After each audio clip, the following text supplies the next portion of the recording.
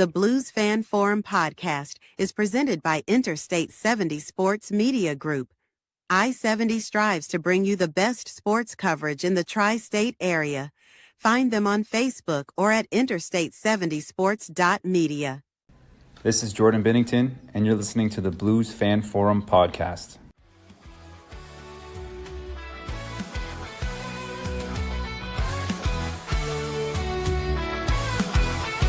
Skating on the ice, under St. Louis city lights, where the Blues play with all their might.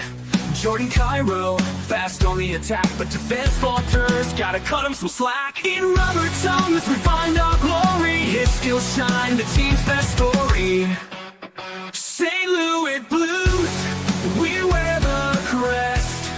In Jordan Bennington, we put our trust to the test. On the ice, we fight and we must, for the city we love. In the blue, no we'll thrust.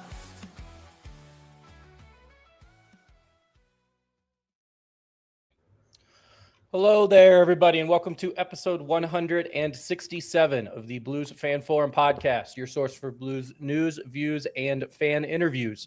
Presented by Scooters Coffee. Blues fans can score amazing drinks like these signature Caramelicious, served hot, iced, or blended, with world-class espresso, fruit smoothies, Scoot energy infusions, and so much more. That is amazing people, amazing drinks, amazingly fast.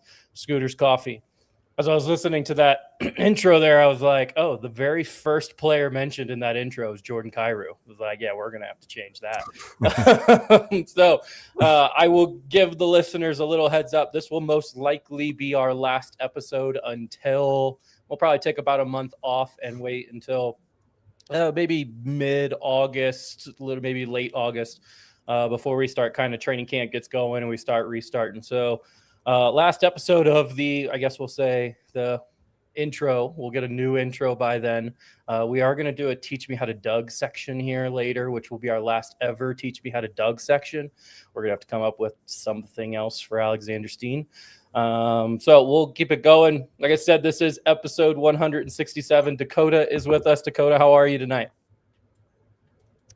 I'm good. After doing the solo pod last time, I feel like I don't know what to do with myself as you're hosting, and I'm just sitting back, relaxing, enjoying the ride. So it's fun. It's off season. We're talking free agency. We're talking some of the acquisitions. It'll be fun. It'll be relaxing. But now we get to talk about what's in store for the St. Louis Blues ahead. Yes, sir. Yeah, thank you for doing that episode last week. I don't know if you told the people, but I got invited to go golf at a very prestigious Colorado Springs private club, and I was like, I can't say no to that. So it's like $50,000 a year just to be a member. Wow. And this guy's like, you want to play for free? And I'm like, yes, I do. So could not miss that opportunity. Guest this week is none other than Mr. Zach and Beckwith, I believe. Correct. Zach, how are you? I'm doing great. This is my first ever podcast appearance, so happy that it's this podcast that I can grace my presence with. So I'm looking forward to it. I'm excited. Yeah. Thank you so much for coming. I would say based on your background, it does not look like this is your first ever podcast appearance. Looks like you know what you're doing. Yeah, I do some voiceover work or trying to keyword. So trying to get into that. So it's very early stages of that part of my career, but yeah, I got to have a soundproof room in order to do that. Otherwise I wouldn't even get considered for any job. So it looks a lot fancier than it is, but they were all off Amazon, and I just tell clients that they were $1,000 foam squares. Yeah, all right. And when you say voiceover, you're doing like animated characters, or like you're like the person that's like speaking over a commercial? It could be anything that anytime you hear a voice on something, it can be that. So it could be a commercial, it could be video games, like e-learning, like corporate narrators. It could be all over the place. So yeah, just literally who would ever hire me. I'm just sending out auditions. Yeah, that's pretty sick. Maybe we'll have to have you do the voiceover for our Interstate 70 thing, because I had AI do it, and I'm like, we should get a real person do it. That'd be cool. I'd be happy to. Awesome. All right, we'll add that to the next season, the official 5th season of the Blues Fan Forum podcast when we come back. All right. I don't think I have any other housekeeping besides besides kind of what I got, the words are hard. I took a week off. We do have Sam with us. Hugh McGing left the Thunderbirds team. I know the Thunderbirds have had quite a bit of turnover down, or I guess not down, but I like to say over in Springfield, Massachusetts. Sam, I'm sure, can keep us updated, but I've seen a couple of Sam's posts of just Springfield guys leaving. I think Pekka's gone. Sam will correct me if I'm not. There's quite a few people gone, but I do still like that the Thunderbirds, will still be led by probably Zach Dean and Peckersick and I don't know, all those guys. That it's just kind of nice that all the guys that have been drafted now since the Blues Fan Forum podcast has started are now leaking into the NHL or into the AHL. So we kind of can follow along a little bit more with that. All right, here it is. I knew Sam would be on it. Pekka, Skinner, Dubé, McGing, and Akil Thomas all gone. So that's was he released or traded? I think he might have just signed with somebody else. Sam did put Dubé on there, but I know the Blues signed Dylan Dubé. They did sign him to a one-way contract. That just means he could still get sent down to the AHL. One-way contract just means that no matter where he's playing, he's going to get paid the same. If it's a two-way contract, he gets paid more money in the NHL and less money in the AHL. If I'm Dylan Dubé, you sign that one-way contract expecting to play in the NHL. Hugh McGing did have a couple games with the Blues last year, so that's kind of a disappointing. He was almost our Nathan Walker replacement when Nathan Walker was hurt. He was fun to watch. And then Akil Thomas is who we picked up in the Nikita Alexandrov trade. We just traded him 1-for-1 as just a change of scenery kind of thing. I thought he did fairly well down there. Sam would be able to tell me otherwise. But I guess he must have signed with somebody else trying to go get a different look there. So thank you, Sam. Meg also says, let's go Blues. Thank you so much for listening, Meg. Hi, Meg. Is that someone you know, Zach? That is my significant other. Okay. my wife. All right. My wife to be. Perfect. Thanks, Meg. All right. Zach, before we get into kind of the news and notes of the St. Louis Blues, even though I just kind of railed off a little bit there, thanks to Sam, why don't you kind of give me just your background on being a St. Louis Blues fan? Yeah. So I actually wasn't born in St. Louis, but both of my parents were from here. So like my siblings and I really didn't have a choice. We were raised to be Cardinals and Blues fans. So first 6 years of my life, I was in Lake Tahoe, and I remember watching Blues games on there, like watching Al McInnes, and I'm trying to think of some of the other players on that team, but McInnes was my favorite growing up. And lived a few years in Phoenix and still caught up with all the teams, and eventually moved to St. Louis in 2001, and just have pretty much, once I started getting old enough to like actually follow the players and really understand the sport, it's just been something I've always done. Just kind of growing up going to games. I've gone to less games in most recent years, but definitely want to go to more, especially this upcoming season. Getting pretty excited about it. So, always been a pretty good fan, big fan. Played NHL on the video game all the time growing up, and just doing that and keeping up with the team. And so, it's never really been to the point where I followed the entire league like super intensely, but always the Blues. I just never really switched that off. It's just kind of a non-negotiable. It's just, I've always just done it. So, yeah. That's excellent parenting. I love that. Go from the start. Sounds like we need to get your parents on the podcast. Honestly, might even give some good advice in there. Some good information. There you go. I bet they know more than I do. Dakota's kind of our history guy. He knows a lot more history just because of his dad, and paid attention more to that. But I bet they would be able to be. That would be awesome. Yeah. Mm-hmm. All right. Well, cool. Glad to have you on. Thank you again so much for coming. Let's kind of just get into the news and notes of what's happened recently. The expectation was not that free agency was going to be super exciting. I don't think it was going to be super exciting for anyone. The free agent class was not great, which is why you saw a lot of trades happening around the NHL draft. The only signing the St. Louis Blues have made so far is they signed 32-year-old Ross Johnston to a 3-year, $6 million contract. That's $2 million a year. With the cap getting as big as it is, $2 million a year is like pocket change to a cap team. So that means nothing. Zach, did you happen to read or see anything on the player Ross Johnston? Yeah, Ross the Boss, I think they call him. I like that. Yeah, honestly, like you wanna have some guy on your team named yeah, right.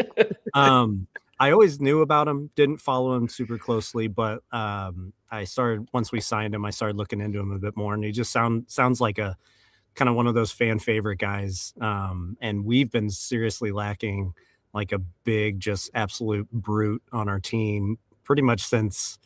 I mean, I would say since Reeves left, we really haven't had someone that has did what Reeves did. And I think by everything that it sounds like Ross does, it seems like he'll kind of be the new Reeves on the team, and I'm all for it. So 3 years is a bit interesting since he's in his early 30s. I mean, I'm 35, so I don't know what how much ground I can talk on that, but if that's the case, then we're going to say that Ross is young, right? Yeah, exactly. But at $2 million, like you were saying, with the changes to the cap space for the league, I think that's still a pretty good signing. I think guys like him, he'll probably still be knocking bodies and laying hits all well throughout his contract. So I think he'll still serve a pretty good value still at the end of that contract. So I think it's a good pickup. I think with the way that we're kind of shifting to a more physical team, I think that's a good signing. Dakota, what was your response to seeing that signing? I just want to apologize in advance if I have technical difficulties. The boys already know if I disappear, I'm coming back. So if I just disappear, my apologies. As far as Ross Johnston goes, he is an absolute unit. He's a tree. To add him to probably our fourth line, I mean, that's just going to be – I mean, we had a couple what the fuck lines in the past. I think we had our fair share of cool line names. I'm curious to see what this is going to be. I mean, I think the fourth line is going to be like 6'5", 230, 6'6", 241, and like 6'5", 222. I mean, that's an absolute forest on the fourth line. So I'm curious to see how that's going to go. Like he said, or like Zach said before, like we haven't had something like that since Reeves. So I'm curious to see how that's all going to work out. Not too many ass kickings have been delivered by the St. Louis Blues. I mean, if you want to throw it back to, Colton Parayko whipping ass and for Team Canada, that's about the last time we've seen anybody whoop some ass. But I'm curious to see how they're Nations. That was 2 years ago. Exactly. 4 Nations. We haven't really had too many like laying bodies. I mean, Tyler Tucker's pretty much our enforcer, but he's a third line D man. So shout out to Ross Johnston. I hope you absolutely lay all the bodies in the world out. I'd like to see that kind of tenacity. We need that. We need some fourth line pressure, especially if we're going to be seeing guys like Ottawa Florida just signed all the mean guys in the world. So if we ever play them, it'd be nice to have Ross Johnston. Yeah, I mean, fuck, you got 2 Kachuk brothers. You name it, they've got them on that roster now. Sam Bennett, Radek Goose, Radek, Gudis? Yeah, Radek Gudis. Yeah, Radko Gudis. Yep. Yeah, all they need is like Jacob Trouba, and they'd hit the royal flush. I think it'll be funny with our fourth line is that you've got a bunch of guys that are 6'5", 230, and then you'll have Nathan Walker just being like an absolute Donnie Thornberry out there, just like throwing the body around, just like him in comparison to the rest of that line, he's just going to look like a child. But like the fact that what did he lead our team in hits 2 years ago, or was that last year? I can't remember. Yeah, I think he set the franchise record. Yeah, wild. So I'm gonna love just seeing Ross Johnston hitting people, and then Nathan Walker just following him up, just like pretty much at his waist, just like hitting people as well. Like I'm excited to see the contrast. The question is, does Nathan Walker get in the fourth line? I think that's going to be the question I want to ask on this pod is like, do we think that he scratches the lineup with all these guys we've got? We've got a plethora of, really good offensive depth. I mean, I hate the trade, but I'd rather see offense than defense. I'd rather see somebody put a puck to the net than somebody who can just, lay out everybody that they see. Mm-hmm. Do you guys agree? he'd probably rotate with Torps, I would imagine. Or are they? They're both right wingers, I think. So I would imagine they would be the ones that would rotate. I don't think he's going to start that often, which is unfortunate. I've always been a fan of his, but yeah, I think he's going to probably be a healthy scratch fairly often, or maybe even down at AHL every once in a while. I don't know. Yeah, because Walker reminds me of Vladimir Sobotka. He was a fan favorite. Yep. Nathan Walker's just as much the same. So it sucks, Obviously, I think in this league, height is going to far outweigh, anything else. So, I mean, a tiny guy like Nathan Walker is going to kind of get tossed to the side. He has most of his career. That's why he spent a lot of time in the AHL. He was just outmatched. So, sucks for him. I'd like to see him scratch and claw to get to the lineup, but I don't know if there's going to be a lot of room for him. Yeah, you beat me to dropping Sobotka's name. I was like, I got to name drop somebody, and I was literally going to do that. So you already beat me to that. So thanks, Dakota. Scratch that one off. We'll have to find another name. I do think Dakota mentioned as he was going through that line and how tall they were, he called them forests. He said they were going to be a forest. I think we need to nickname them like the Redwood line or something. I think that would be pretty good. I mean, otherwise, it's like you're going Johnston, Finley, Torpchenko. So you have a J, an F, and a T, and I don't think you could really come up with anything. You can mix those up and go FJT or TJF, whatever it is, but I don't know. We might just call them the Redwoods. Hey, 2 years ago, we would have said FTJ, which would have been fuck the Jets. So I think that kind of would maybe be a little bit parallel. That could work. So I was going to say, there's going to be some good acronyms for that, for sure. Yeah, we could work with that. All right. I did have to point out that when Steen made the signing, I went ahead and put something together, and I was like, who did he fight? Like, let's go find thing. If there's a like hockeyfights.com, so you can like look up a player and find every fight that he had in the 25-26 season. And of course, Ross Johnson had a very quick fight with Tyler Tucker. So I went ahead and clipped that and put it on a Facebook thing and just said, like, we signed Ross Johnson kind of thing. Here's the video. It's the most successful video we've ever posted on the Blues Fan Forum podcast Facebook page. It's got 59,000 views right now. Wow. So it was like, I just thought it was funny. And then this is what people tag on to. Like, sometimes I think we post some really good content and nobody blinks an eye at it. And then I'm like, oh, this will be funny. And yeah.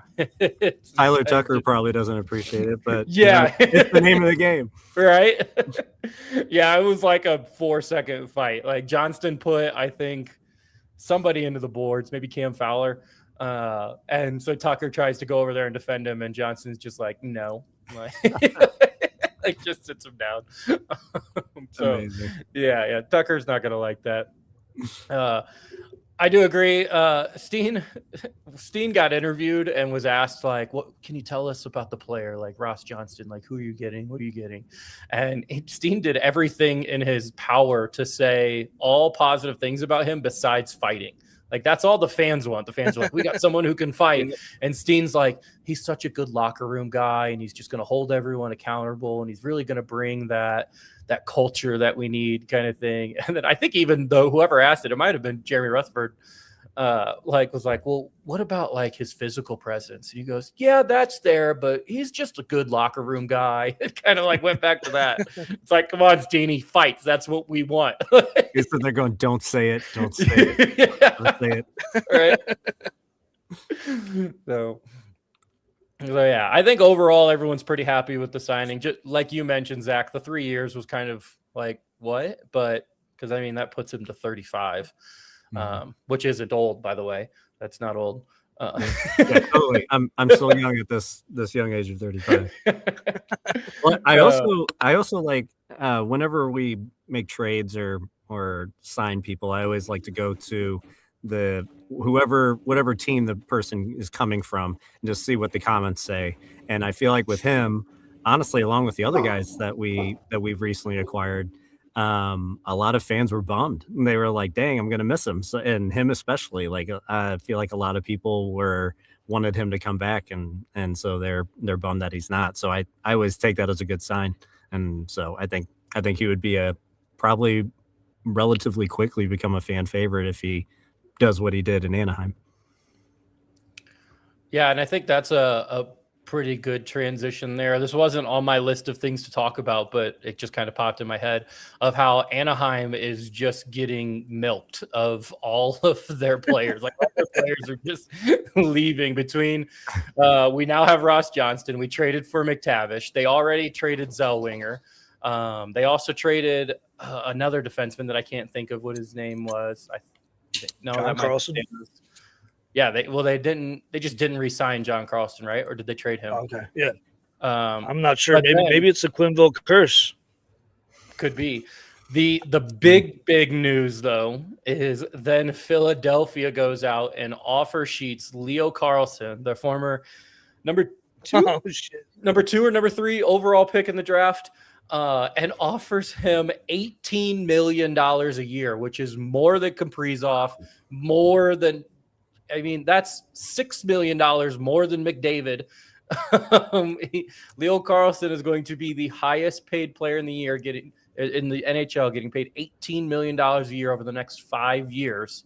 I don't think Anaheim has come out and said yes or no, but it sounds like they're leaning to not matching that, which means Philly is going to get Carlson. And in return, Anaheim will get their next 4 first-round picks. Zach, what's just your thought, I guess, in reaction to that? Like, besides, wow, like obviously, I feel like with the change in the cap rules, like we're just gonna see, maybe not to that extent, but like I feel like deals similar to that are going to happen more often now. Kind of like I'm a big soccer fan. I follow the English Premier League, and once players started going for a certain level, like once they were sold to a team, it just became the standard and just kept happening more and often. And now that that's happened, now all these big name players are probably going to demand the same similar fee, I would imagine. So probably not that common, but I wouldn't be surprised if it happens again in the next couple of years, something similar to that. But 5 years at 18 mil a year is pretty wild. That's wild. Yeah, but yeah, we'll see. Dakota, do you have anything on the Phillies? Well, I like talking about things you've already brought up in previous podcasts, and you used to call it the Crosby effect. It might have been like the Gretzky effect at one point, but to give a guy a contract that not everybody in the NHL is ever going to see is kind of crazy, right? Like for us, like Robert Thomas is the benchmark in our team, right? Nobody's going to be surpassing Robert Thomas as far as salary is concerned. Same with Sidney Crosby. Anybody on Pittsburgh, I don't believe, has crested what Crosby's going to make ever. Yeah, the only person right now is Carlson, but he signed his contract not with Pittsburgh. So yeah. But yeah, so it's like that makes sense. Like it kind of sets a precedent. So like if you're a guy coming over from a different team, say to St. Louis, like if you're hitting the free agent market, that your cap is pretty much going to be hitting at a certain point. Oh, like, hey, man, the highest paid player on St. Louis's roster is Robert Thomas. Like, what's he at? Your asking price is going to be a little bit, abysmal compared to what you thought it was going to be like. So I was kind of like touching on that. Like, that's just crazy, 18 mil. Like, what are we doing? Like, it's like watching the Los Angeles Dodgers fucking sign the next Asian that come out of fucking China. So it's just like, this is crazy money. Like, if I get canceled, I apologize. That was kind of off-handed, but like, yeah, get it right. They come out of Japan. Japan is the baseball. Yeah. Jesus. Knew what you meant though.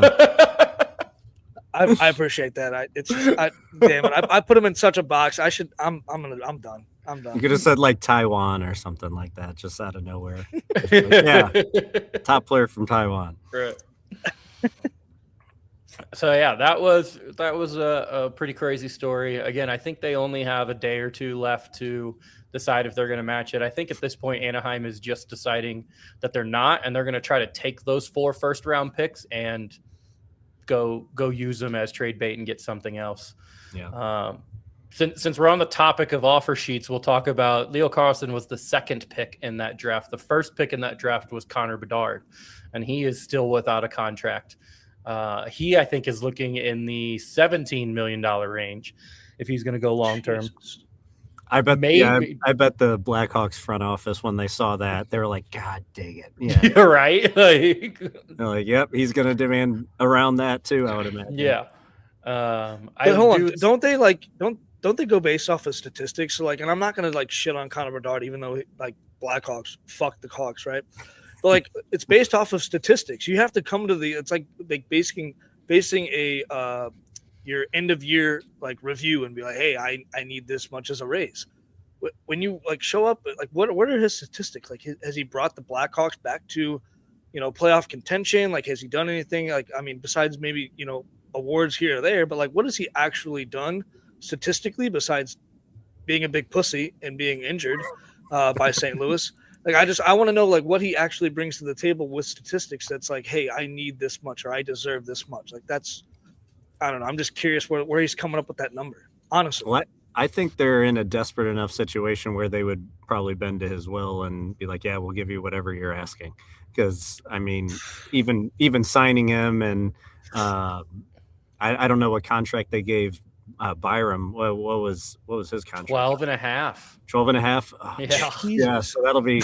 I mean, they're going to put a majority of their cap space in two players, and then they're probably just going to remain where they are now, unless if Byram can just really just light the world on fire. But I feel like they also feel like they don't have a choice where, okay, he's a high quality, like young player. If we get rid of him, our fans are going to be pissed. And so they'll probably just end up giving him whatever he wants. Yeah, I think he's got all the leverage. Yeah. I mean, just take, for instance, Edmonton, right? Have we not learned from our mistakes? Like, clearly Edmonton and put all their eggs in one basket with, Ryan Hopkins and, Connor McDavid and, Leon Draisaitl. Have we not like really learned from the league and being like, you have to invest in the complete core of the team and not just two or three players? Like, what do we do? Let's see. I'm going to test you here, Dakota. First off, Connor Bedard. How old do you think Connor Bedard is right now? Fuck. 22? Okay. I was going to say 21. He turns 21 in 10 days. Wow. So he's still 20 right now. He's not even 21. Last year, he played 69 games. How many goals do you think he scored, Dakota? Connor Bedard scored in 69 31. Games. Okay. Zach, you want to guess? 35. 30. Ooh. And then how many assists in those 69 games? Let's say 45.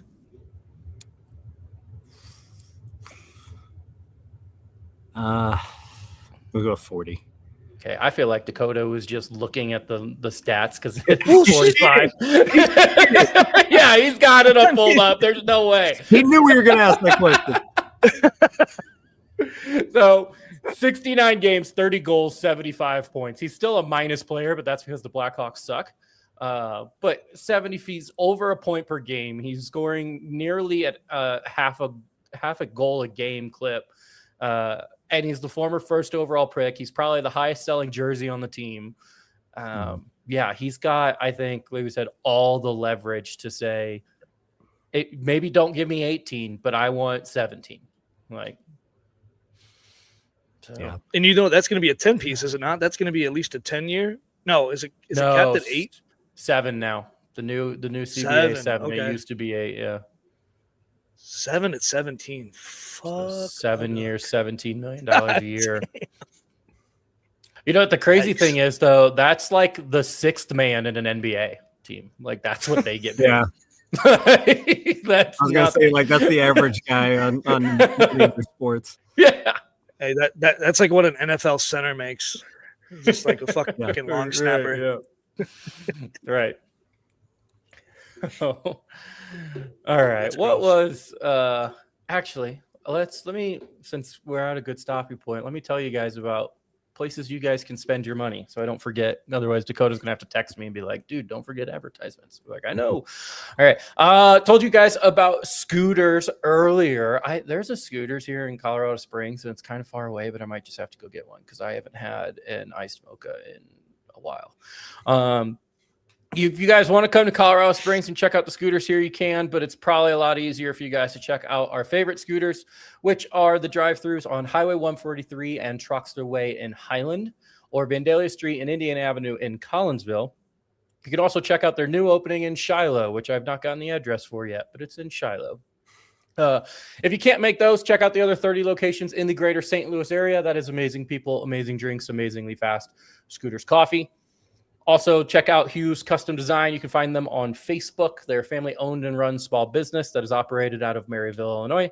They specialize in laser-cut, hand-painted signs, and they have options that are typically ready upon request and can complete almost any request for custom jobs. So if you want a Blue Note, or you want like your son or daughter's youth hockey team, he can do that. Hughes Custom Design on Facebook.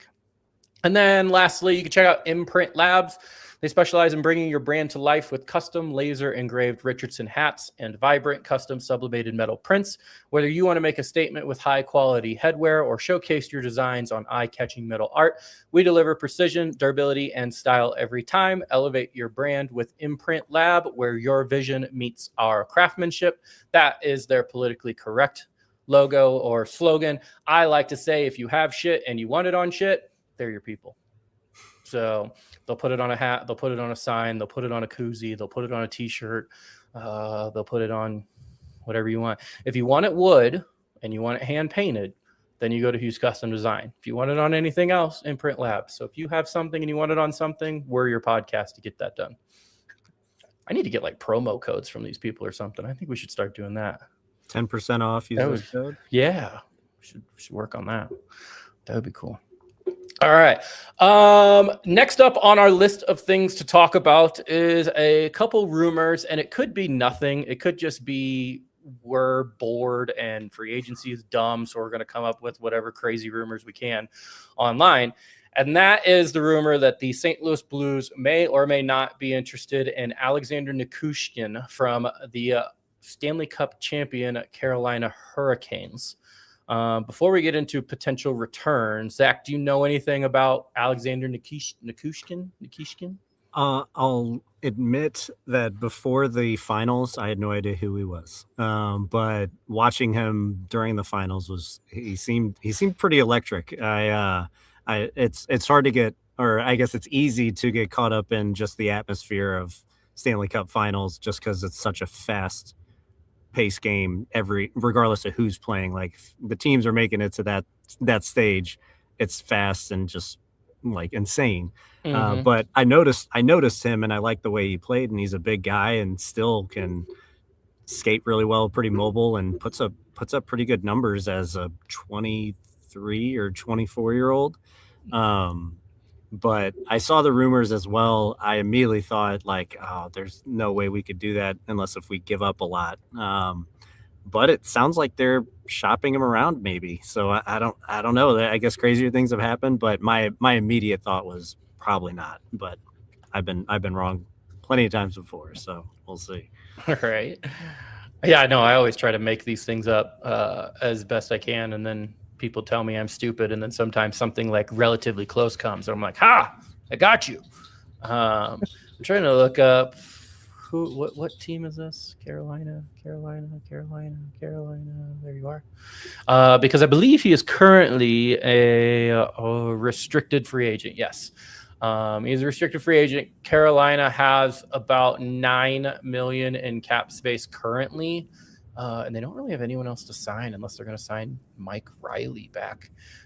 So I guess they could afford him. I don't think he's going to want more than $9 million a year. He's only played one full season in the NHL. So I'm not really sure why they're shopping him, but yeah, they are. What I have heard or what I've seen online, and I sent this to Dakota, was that the offer was, or I guess what Carolina is asking for is Jake Neighbors and a first, which is exactly what our buddy Mike has just put. Rumor was Jake Neighbors and a first. So Zach, what's your thought on Jake Neighbors and a first for a left-handed or 25-year-old left-handed D-man? I would be super bummed. I've become a huge Jake Neighbors fan over the past few years. I just love the way he plays. Things he does outside of the game as well, like how involved he has been with like the deaf community. I think he was the one that kind of The spearheaded. ASL hats. Yep. Yeah, I think he spearheaded that, or if he wasn't the one that spearheaded it, he was at least the poster boy for it. Either way, I Yeah. thought that was pretty cool. But I would be pretty bummed. I've grown exactly what you shouldn't do with sports, but I've grown attached to him and would like to see him on the Blues for a while. I don't know if it were to turn around and that were to happen, and they is it Nikishin? Is that Does it give me the phonetic spelling on here? Here it if does. Nikishin. Okay. Nikishin. If he were to turn out to be an absolute stud, I think I would probably get over it relatively quickly. But I would be bummed. I would hope that they would maybe finagle something else, because I think at that point, if you were to get him, you would have to give up one of our left-handed D-man just so they're not sitting just wasting away. So I would think that would either need to be Lindstein or maybe Fowler. But it sounds like they want Neighbors. Obviously, he's a good player. Mm-hmm. So I don't know. I think I would rather see either Lindstein or Fowler go. But if he would turn out to be a good asset and a good pickup, I think that would make an already pretty solid defensive group, or at least one that's getting better.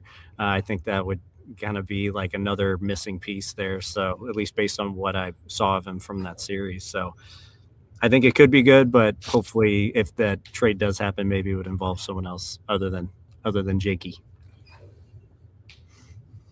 Dakota, what's your thoughts on trading Jake Neighbors? I think you have heavy thoughts on this one. I think that'd be the fucking stupidest move that St. Louis could have possibly ever fucking come up with in this offseason. I mean, I don't know where these fucking rumors come from, honestly. Like, this guy was talked about as being like, sorry, I didn't mean to, like, ruin anybody's earlobes with all my F words, but I mean, he's being talked about as a candidate for captain. Like, what are we smoking here in St. Louis? Like, you're not going to just option away. I mean, you already sold off Braden Shin for basically a bag of rocks. Like, you're not going to put the next guy up and sell him off for this guy. No, not a chance. So I don't believe this is true. I don't think this is going to happen. There's no way that Steiner just drops this big fucking, on the table. There's no way. So I believe Jake Neighbors is going to be your captain next year. I'll be surprised if it doesn't happen. He is young. He's a locker room guy. He's a gritty guy. He's somebody who's going to stand up for his team. And that's something that you can't walk away from. You can't just let that leave. So, I know I've been on the Robert Thomas bandwagon. If I hope for Jake Neighbors, maybe Robert Thomas might slip in there last second, but you can't let that walk away from your team. I don't see that happening. So are you on the Robert Thomas captain or the Jake Neighbors captain? Or just yes? I mean, I'm hoping to take this A off the sweater and put a C on it next year. So we'll see, but I'm definitely Robert Thomas through and through. But like I said, if I wish for Jake Neighbors, then maybe Steiner would be like, can't make all the fans happy. So that's my thought and my goal. But no, Jake Neighbors leaving the team as a whole, not a chance. Yeah, I wouldn't like that move. Yeah, that would be a bummer. All right. To kind of build on this, I was kind of looking at the lineup or kind of the starting lines for our forwards coming up in this next year. And I know Dakota and Rod, who was on last week, kind of went over that. But Dakota, when you guys talked, Otto Stenberg most likely did not make the starting lineup. Do you think, well, Dakota, you go ahead, do this one first. Do you think Otto Stenberg should be in the starting lineup at the beginning of the year? Damn it. I mean, if you would have asked me exiting last year, if you would have asked me last year, yes. This year, I mean, we just have fucking so much talent. I mean, I want to say yes, but I want to see how the first 15 games go. I think that's what they kind of use as the first, like, that's the benchmark, is like, what do you do through the first 15 or 20 games? If the Blues are just absolutely shitting the bed like they know how they have been the last couple of years, maybe you throw them in there and let, trial by fire happen. But with the way he played last year and the chemistry he developed with the team, like, I don't see why he shouldn't be. But you have a lot of really good talent up there already. With the new additions of McTavish and whatnot, like, McMichael, like I just don't know where he fits. And maybe I'm wrong. Maybe they make a sudden change out of camp and they're like, we're going to put him on the third line. That would be diabolical. I think he needs to be in the top 6, but stranger things have happened. Zach, what do you think for Otto Stenberg? Yeah, I can't see him making it right out of camp. I think I literally had to write down all the lines because I was like, what was it? Where would everyone go? And otherwise, like, I'll forget names and I'll be like, yeah, Doug Waite's going to make it out of training camp. But we'll take him back. Yeah. But I had McMichael and McTavish on the second line, like with Booch on the right. I think that would be another funny thing, like the Mick brothers just having similar last names. Like, I think with what we gave up for either of those guys, you got to put them on the second line, I would say. But it's tough because then I look at some of the extras that we've got. I mean, I could see him maybe getting the nod ahead of like Bergeron or Dubé. But those guys are Dubé is more of a seasoned or experienced player. Bergeron's still in his, I think, mid-20s, I think. But I think if he were to make it, it would be probably in front of those guys. But then at that point, I think that only happens if maybe Dvorsky's just not having a good year. Maybe they send him down and then call him up. Other than that, I think it's a really tough. Those are tough lines to get into. Yeah, he's not going to get in over Neighbors, and then obviously McMichael and McTavish, and then all the other guys, and then obviously that first line isn't going to be touched. I would hope not.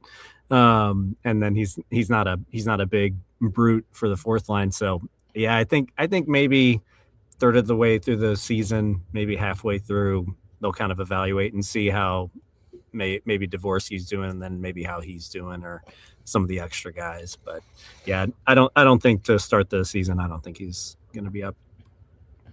Well, if you are a listener or a person who believes that Otto Stenberg should be in the starting lineup, which I know there are some of those people out there, the way to get him in that starting lineup is to trade Jake Neighbors. Like, that's the spot. Like, the third line left wing is probably the spot that he ends up with. Then you probably hope that if Booch isn't playing well, Stenberg can move up to there and Booch goes down to the third at some point in the season. But yeah, that's unless you trade Suter, but Suter has less trade value. Yeah. So yeah, I think he were to be more valuable on the team than whatever we would get for him in a trade, unless if he were to be included in that trade for whatever the defender we were just talking about. Maybe him involved in that, but I don't see that adding too much value to that trade. So yeah, I think he'd be more value to us than in any trade that he could be involved in. Well, and we've been talking about the Blues locker room for the last couple of years and how the culture hasn't been good, and we've had to bring in people for that. And if Jake is truly a guy that they're thinking about being a potential captain, if not a captain, then at least an alternate. He wore an A last year. Hard to let that guy go just for his intangibles off the ice too. I got to bring this up. Roderick is listening, our guest from last week, and he put McMichael avoid arbitration, 6 years, $7.5 million. I'm not sure if he'll have to say something. I haven't gotten any updates or anything. If that's just what he thinks will happen, or if he has some inside sources somewhere, he'll have to let us know here in the comments. To me, that's too much money. I don't know. We'll see kind of what happens. I don't know what I think I thought he was going to be in like the 4 or 5 range. I think that's what his current, or what his contract was before getting traded to us. Yeah, I think it was at like 4.5. So I don't think it sounded like he had a good season last year, but I don't think a good enough season to warrant a $3 million increase every year. So. All right. Yeah. So his last cap hit was $2.1 million. So he had a 2-year 4.2 total.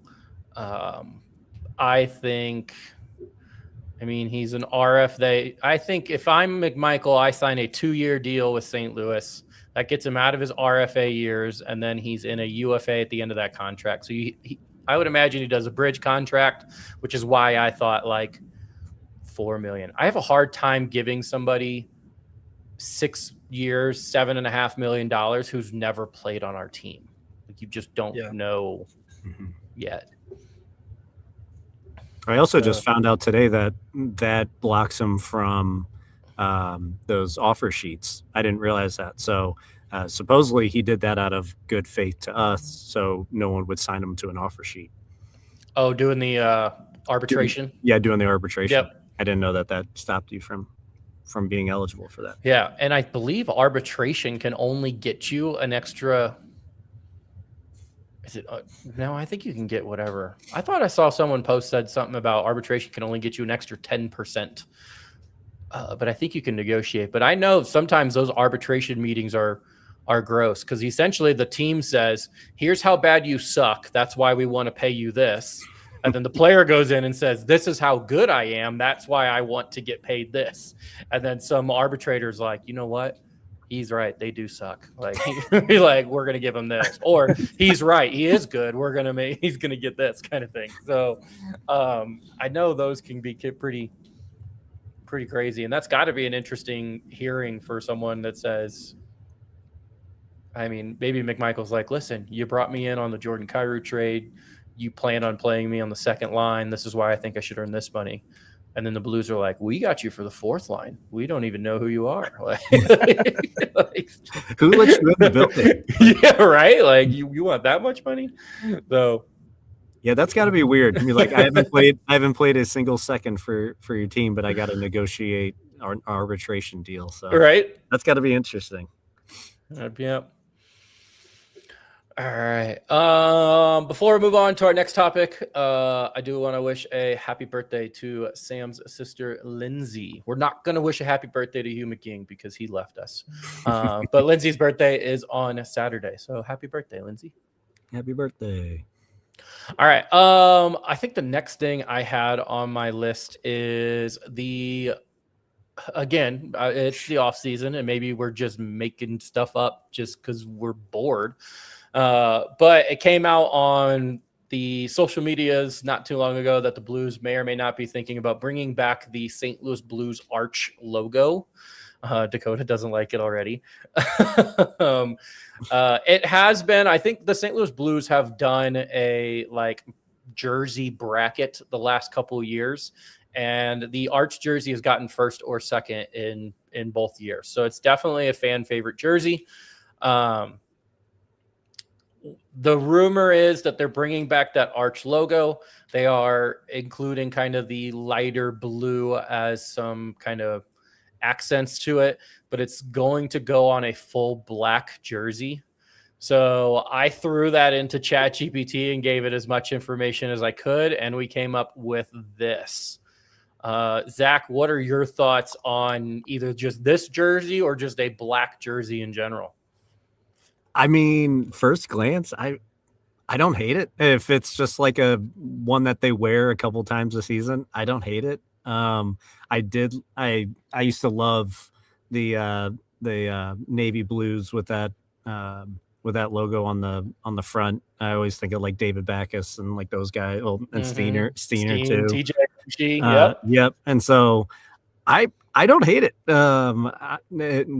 I want that as our full-time jersey? Absolutely not. But like a few times a year, I think that would actually be a pretty cool switch up.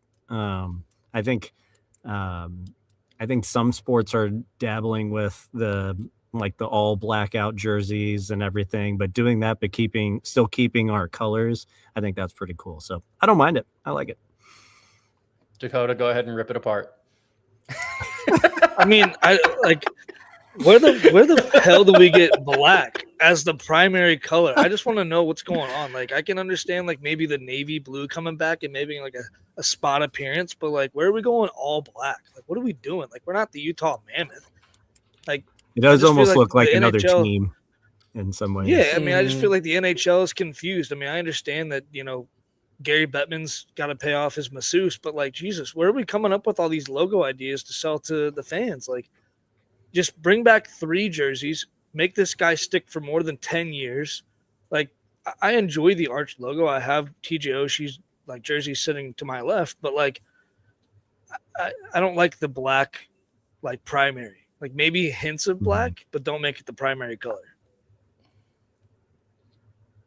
Yeah, I think I would probably change my mind if I saw this like on the players actually wearing this out on the ice. It does almost look like the that Caps jersey from back when Ovi was first in the league. It kind of looks like that before they changed their logo. It kind of looks like that in a way.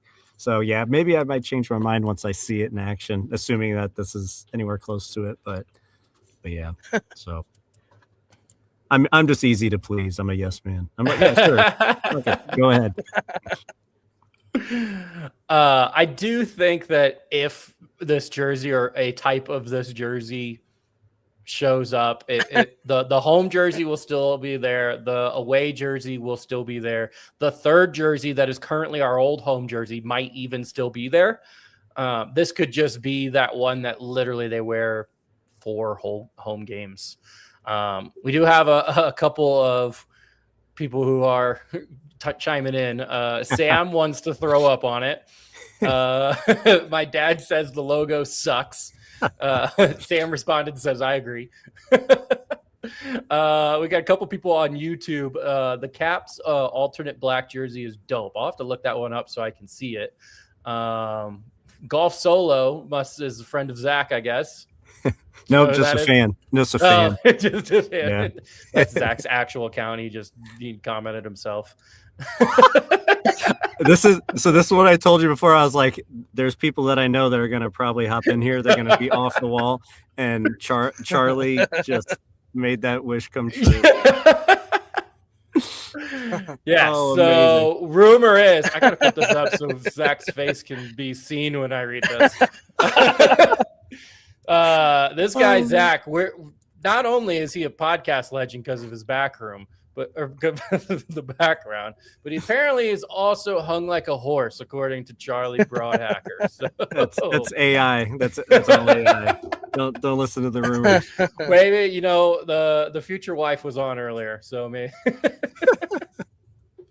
Yeah, tell her that. No one else. Oh, it says Golf Solo does not like Zach. He just appreciates his takes. I can respect that. All right. Mike, did you see Mike's comment, Dakota? He said, "Yeah, I want to know why I'm catching straight. Black and green. Well, you don't like black jerseys, and Dallas is that's navy blue. Oh, that's green. Okay, I thought you were pulling out the Arch one. That's crazy. Do you like Dallas's black jerseys, Dakota? No, I don't like the highlighter green. Like, I'm okay with the victory. Oh fuck! I just destroyed my whole coat rack. I'm okay with the victory green, and I mean, might as well hop on the old bandwagon of the other black. Right? That's great. Sorry, my fault. But I don't know, man. Like, the all black jersey is kind of weird. Oh, okay. I like the Capitals black. It's got a lot of red on it, though. Not like a lot, but more red than like that this has blue, I think. So all right. Good discussion, guys. We're going black jerseys. He's the nicest guy on campus. I will and Jill. Will and Jill? Yep. That's a nursery rhyme. Oh, no, that's Jack and Jill. It's pretty much. Right. I think I had something else that I wanted to talk about, and I don't remember what. Hey, Charlie is unhinged in the comment section. We're gonna leave that. Charlie's getting. We're gonna leave. Yeah. Charlie, send us your email. I'll send you a link, and you can just come on here. Charlie's gonna have me starting an OnlyFans account. The voiceover stuff doesn't work. Maybe you can get the voiceover stuff working on voiceover still. We can connect it. I just read smut. That's it. All right. Hi, Tina. Oh man. uh, I knew this was gonna happen, and I love it. I absolutely love it. I'm disappointed it took them so long. Yeah, where were you guys? You guys could have been roasting me this entire time. All right. All right. I think we have a couple more things that we could probably go over, depending how the comments go. But the next thing I wanted to cover was just the St. Louis Blues released their preseason schedule. Game number 1 will be Saturday, September 19th. It will be a home game against those disgusting black uniforms of the Dallas Stars. Game number 2 will then be on Monday, September 21st. It will then be at Dallas. So we have 2 games, first Dallas, a home and home. And then the other 2 games, Thursday, September 24th is a home game against the Blackhawks, followed by Saturday, September 26th, an away game against the Blackhawks. For people not super attuned to the new schedule, you may notice that that's only 4 preseason games instead of the normal 6. The NHL has expanded the season to 84 games now. So they pretty much just took 2 of the preseason games from last year and now have turned them into real regular season games. Zach, are you ready for hockey?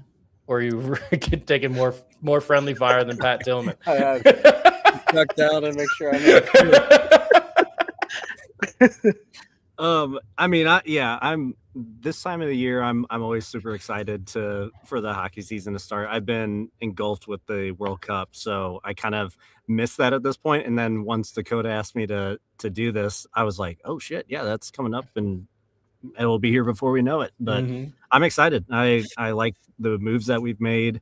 I think those preseason games will be interesting, especially with what's his name, Robertson turning down a deal with us. And then for the Stars, and then obviously with Chicago, obviously still need to figure out their deal with Bedard, and then signing Byram. So who knows if they would even play in those games, but I think it'll be interesting to those 2 teams to have those 4 games against. I think it'll be fun. Yeah, I think that's going to be the interesting thing is usually whenever there's the 6 games, the first probably 3 to 4 you see a lot of guys that you kind of know aren't going to make the roster. Eventually they kind of start to cut it down. And then by the last game for sure is always a full go. That's your team. That's who's going to be playing kind of thing. So I wonder how the teams handle it now that it's just 4. Like, are those guys that are probably not going to make the roster even going to get a chance? Or are they just going to be like, no, these are the guys who are going to make the roster and we need to get them tuned up because they play here soon, kind of thing. So, yeah, I mean, maybe they just play those first 2 games and then the next 2 are your expected guys that are going to be up in the NHL. And you said, so they're taking those 2 games and adding it in the regular season. So there's 2 more regular season games. Yep. 84 regular season games this year. Oh, that'll be interesting. Yeah, now there's going to be, if there's any record set, there's got to be an asterisk next to it. Be like, nope, there's 2 extra games. That's why you got 200 goals. There's 2 extra games. But or someone sets like a wins record or most points. They'll be like, well, are they really that good? Yeah, exactly. No, but I didn't know that. But yeah, that's kind of a bummer for the people that are kind of on the fringe trying to make the team. They'll probably have a couple games less to prove themselves. So. Yeah, I don't know how that'll pan out. All right. I did miss this comment. Christina says that Zach sucks balls, but he knows his shit. And I just wanted to point out that just proves that we'll allow anybody on this podcast. If you want to come on, like you can go. I'm sitting because I can't walk and talk at the same time, and so, but I occasionally know stuff about hockey, so that's why I'm here.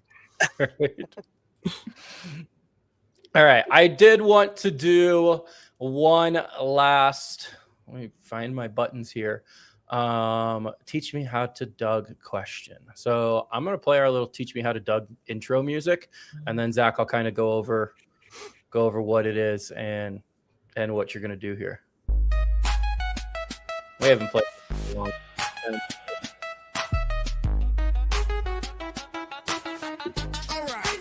chair now.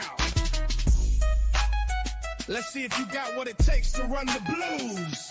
Teach me how to dug. Teach me how to dug. You're the GM now. Make a trade, make a plug. Cap space tight, but the roster's got a bug. So show us what you got. Teach me how to dug. Sign them, trade them, send them down to the A. Build a cup team like it's Judgment Day. You got picks, you got cash. Can you make a splash or crash? Better know your lines and match, because fans don't want to see a playoff collapse. All right. That Amazing. is the Teach Me How to Doug intro. And then we have the Teach Me How to Dougie music here in the background as we listen to this, as we go into this. Here is how this section works. Essentially, you become Doug Armstrong, and you are now the general manager of the St. Louis Blues. So I kind of ask you a question. You can either put yourself in his shoes, or you could just be like, evaluate how he does. But my Teach Me How to Doug question for you is, do you think that Doug Armstrong and now Alexander Steen have done enough to this roster to make the playoffs this coming year? Or is there more that needs to be done? I mean, there will always be more that can be done, but I think what they've done up until this point I do think we sneak into the playoffs this year. I think we have more of a foundation, more of an identity this year, while like previous years it seemed like we wanted to be kind of a smaller, more athletic team, like maybe more offensive minded, and that didn't really work out. And in just a few trades, we've gotten noticeably bigger and more physical. I think we'll kind of bring back some old school Blues hockey where we're a lot more physical and kind of a bruiser for a team. I like the moves. I think also, I'm trying to think of some of the guys like Mayu. I think it took him a while to get started. I think he's going to start off the season much better. I would hope Fowler's going to be a bit better as well. But having that first line, having as much as they gelled last year, I think they're going to start off the season really well. And then obviously the size of our fourth line, and then just the defense, I think, is going to be better overall. And then maybe with a few less distractions or headaches that Kyrou kind of provided. Nothing wrong with Kyrou. I actually liked him, but it did sound like he needed a change of scenery. So long-winded answer short, I do think we get into the playoffs. I don't think we're going to light the world on fire, but I do think we could certainly make it. I think we'll be better than last year, and if it weren't for the first half struggles of last season, I think we make the playoffs. Mm-hmm. So I think we're going to start the season off a lot better. Obviously, there's going to be dips here and there, but I think generally speaking, we'll be a much more solid team, and I think we'll compete. Maybe first round, maybe get into the second round. I don't know, but I think second round's probably the ceiling. I would imagine with this group. Hey, all you got to do is get in. You gotta get in, then anything can happen. Anything could happen at that point. So yeah, I think so. I'm pretty excited about this squad the way it is now, and then obviously there can be other trades that come in, but I like the look up for it. So we'll see how it goes.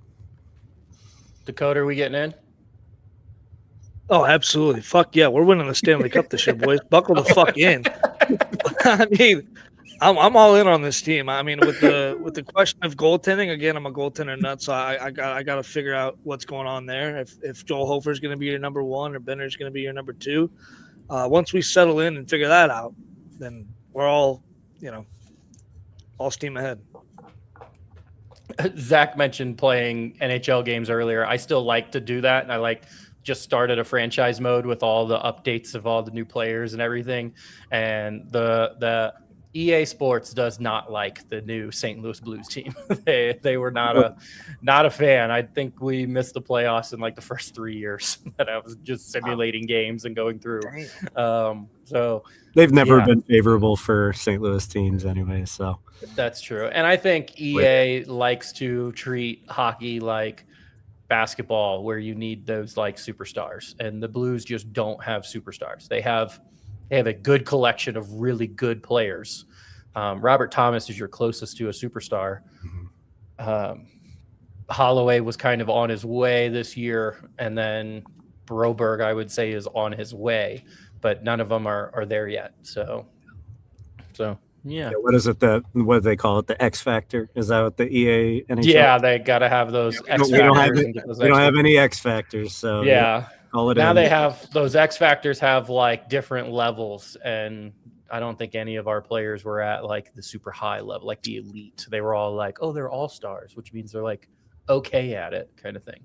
They're just really swell guys. So yeah, good locker room people. Yeah. Golf Solo says EA sucks, which I agree. Amen. That's why we play college football. Because that's more fun.